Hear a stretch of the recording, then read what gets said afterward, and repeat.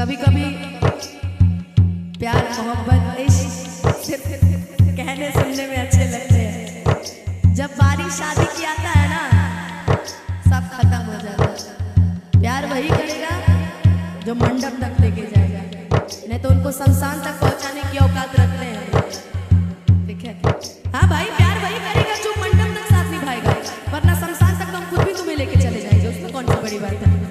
उसमें से नहीं है। कहते हैं इश्क किया था हमने भी, हम भी रातों को जागे थे। इश्क किया था हमने भी, हम भी रातों को जागे थे।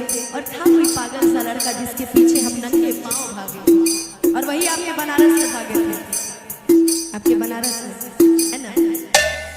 किसी शिकवा नहीं किसी से, किसी से गिला नहीं। किसी शिकवा नहीं किसी से, किसी से गिला नहीं। हो नसीब में नहीं था जो हमको मिला। दिल ना लगैया राहुल भैया, लेकिन उसे पहले हमारे को फेवरेट भी हो समझे ना पानी हरे असली इरादा फिर बाबा के जाल में धरा गई ना। ये प्यार करने वालों की जो पहचान होती है ना, प्यार करने वालों की पहचान एक चीज से कर सकते हो। प्यार करने वालों की पहचान एक चीज से कर सकते हो, कम वक्त वो सब मुस्कुराते बड़ा अच्छा है, स्टाइल बड़ी प्यारी है तेरे को, है ना? हो कि समझे ना पानी हरे असली इरादा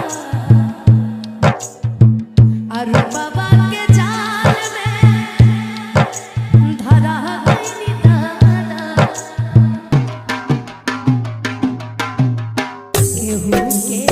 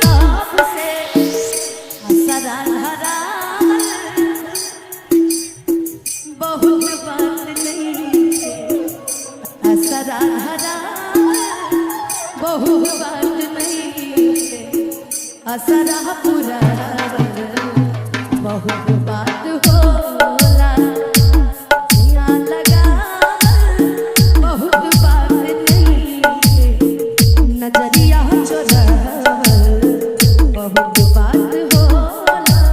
पीछे पीछे देखे जिंदगी भर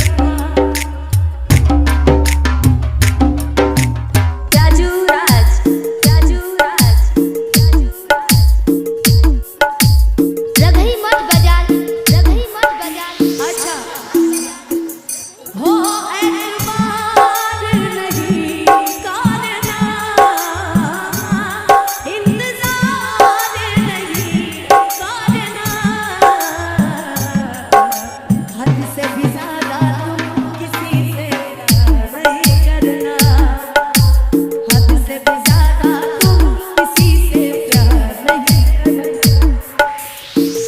जब प्यार मोहब्बत नया नया होता है ना बोलू बाबू, तो लोग एक ही गाना गाते हैं,